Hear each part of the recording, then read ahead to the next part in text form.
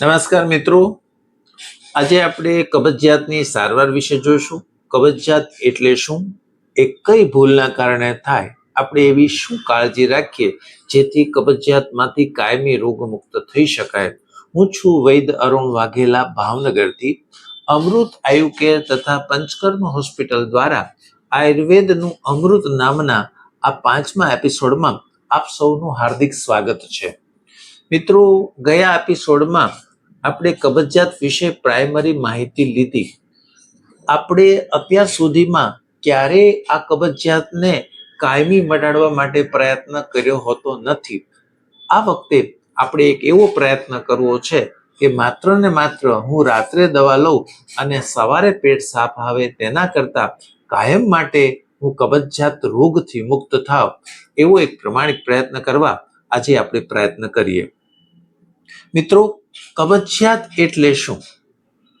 દરરોજ સરળતાથી નિયમિત મળ ન આવવો, થોડો કઠણ મળ આવવો, મળ જતી વખતે થોડું બળ અથવા જોર લગાવવું પડે, મળ જઈ આવ્યા પછી પણ હજી આપણને પૂરો સંતોષ થયો હોતો નથી, હજી પણ એવું લાગે કે પેટમાં હજી કંઈક રહી ગયું છે.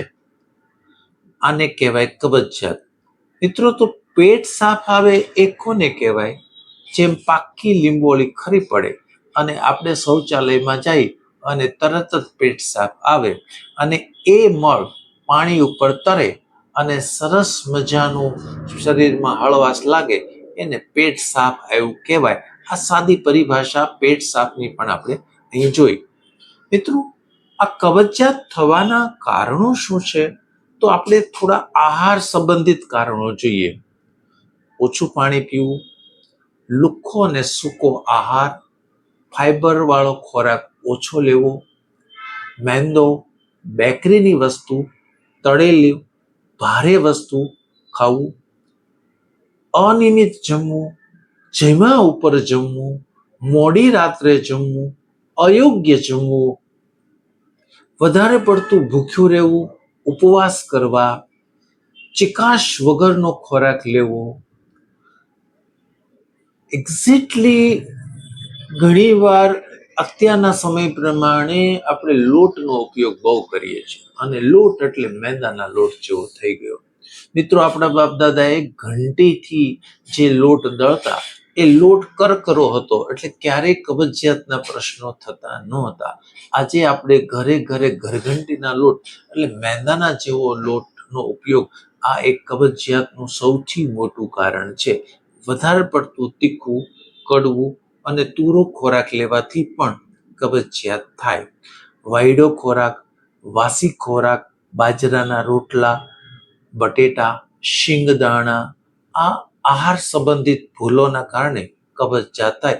આપણી રહેણી કેણીમાં આપણું બેઠાડું જીવન હોય, કસરતનો અભાવ હોય, દિવસે સૂઈ જતા હોય, રાતના ઉજાગરા રહેતા હોય, ખૂબ મુસાફરી કરવાથી, વધારે પડતા પ્રવાસથી, વધારે પડતા વ્યાયામ અને શ્રમના કારણે પણ કબજિયાત થાય અને શરીરમાં વેગ બધા રોકવાથી પણ કબજિયાત થાય. મનની કારણો જો જોવા જઈએ તો ચિંતા, ટેન્શન, ભય, અનિદ્રા અને માનસિક તણાવ પણ કબજિયાતનું કારણ છે. અન્ય કારણોમાં જો મિત્રો આપણે જોઈએ તો વૃદ્ધાવસ્થામાં કબજિયાત થાય છે, ગર્ભાવસ્થામાં, આમની અવસ્થામાં કબજિયાત થાય છે. અમુક રોગોમાં ધારો કે થાઇરોઇડ છે, ડાયાબિટીસ છે, મોટર ન્યુરો ડિઝીઝ છે, પછી માનસ વ્યાધિઓમાં થાય અને સાથે સાથે પાર્કિન્સન્સમાં પણ ભયંકર કબજિયાત થાય. ઘણી દવાઓને કારણે, કોઈ પણ આયર્નની દવા લેવાથી, કેલ્શિયમની દવા લેવાથી, પેઇન કિલરની દવા લેવાથી પણ કબજિયાત થાય છે.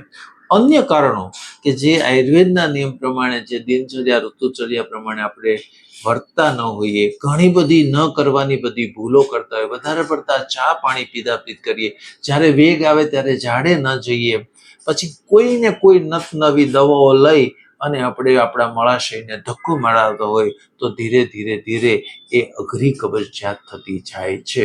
મિત્રો, આ કબજિયાતમાં આયુર્વેદની દ્રષ્ટિએ એવું શું થાય? આપણે અત્યારે શારીરિક રીતે, માનસિક રીતે બીજા બધા કારણો જોયા, એના કારણે આપણું પેટ દૂષિત થાય, આપણા શરીરમાં રહેલો વાયુ પ્રકોપિત થાય અને અપાન વાયુ વિકૃત થવાના કારણે અને વેગને રોકવાના કારણે કબજિયાત નામનો રોગ થાય. બહુ સાદી ભાષામાં સમજવા જઈએ તો આયુર્વેદમાં પેટ સાફ લાવવું એ અપાન વાયુનું કાર્ય છે.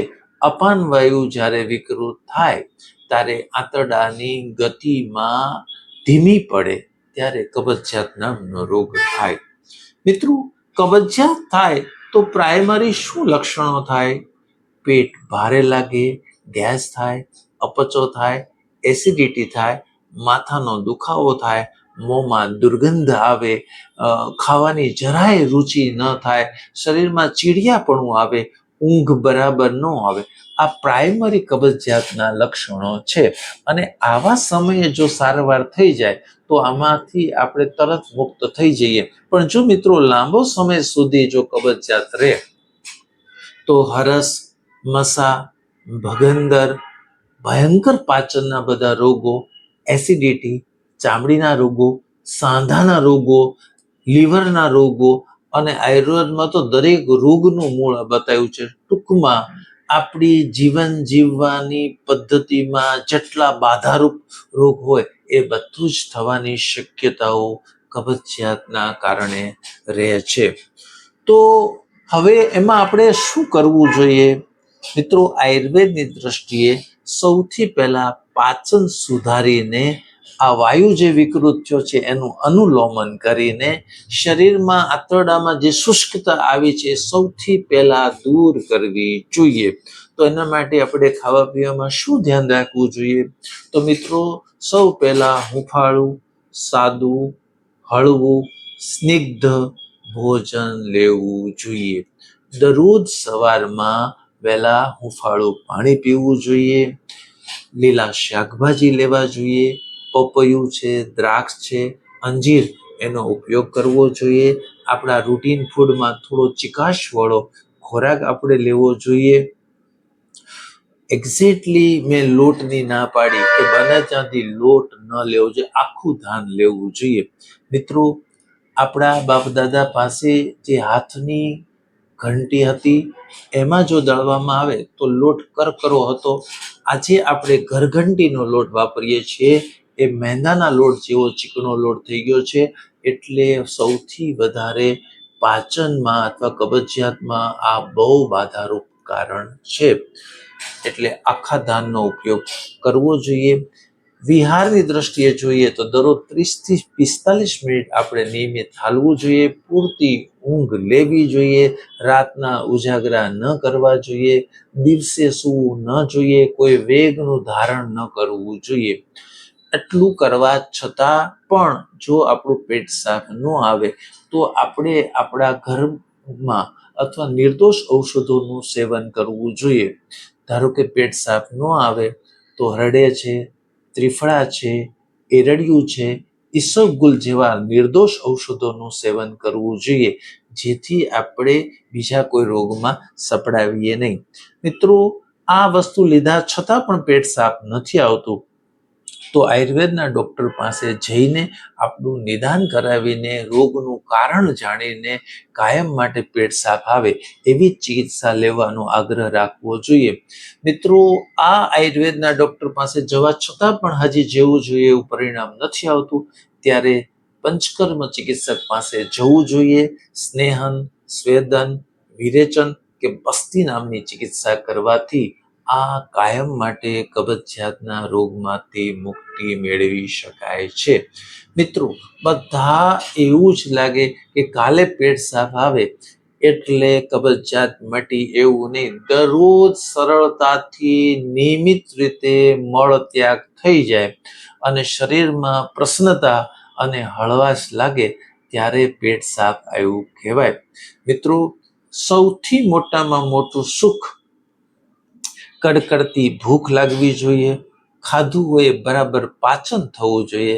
સરસ મજાનું પેટ સાફ આવવું જોઈએ અને સાંજે મસ્ત ઊંઘ આવવી જોઈએ. આનાથી મોટું કોઈ સુખ સ્વસ્થતાની બાબતમાં મને દેખાતું નથી. જ્યારે આ ચારે ચાર વસ્તુ આપણામાં ડિસ્ટર્બ થાય ત્યારે ઘણા બધા રોગ થાય. આયુર્વેદમાં બતાવ્યું છે નિયમિત આહાર, નિયમિત વિહાર અને નિયમિત વિસર્જન એટલે પેટ સાફ આવવું જોઈએ. મિત્રો, ફરી એકવાર આપને વિનંતી કરવી છે કે દરરોજ રાત્રે નવી દવાઓ લઈને આપણું આંતરડું જે રૂટીન કામ કરતું હોય એની બળે મળ ત્યાગ માત્ર દવાના ફોર્સથી કરે એવું ન થાય. એની મેળે પેટ સાફ આવે એવો જ આગ્રહ રાખવો જોઈએ, એવી સારવારનો આગ્રહ રાખવો જોઈએ. ઘણીવાર ઘણા બધા ખોરાક આપણે ખાઈએ છીએ, પોષક તત્વો ખાઈએ છીએ, પણ પેટ સાફની દવા હારે લેતા એ પોષક તત્વો પચે એ પહેલા, એ વિટામિન શોષાય એ પહેલા પણ આપણો આગ્રહ હોય છે પેટ સાફ આવી જવું જોઈએ. તો એ શરીરમાંથી પોષક તત્વો અને વિટામિન શોષાતા નથી, એટલે શરીરમાં ઘણીવાર નબળાઈ લાગે છે. તો મિત્રો, ફરી એકવાર આપ સર્વેને જણાવવાનું કે આ કબજિયાત કાયમ માટે તમે બધા સ્વસ્થ રહો. મિત્રો, આના માટે આપણે આપણા જીવનમાં આયુર્વેદને અપનાવીએ અને સ્વસ્થ જીવીએ. જય આયુર્વેદ.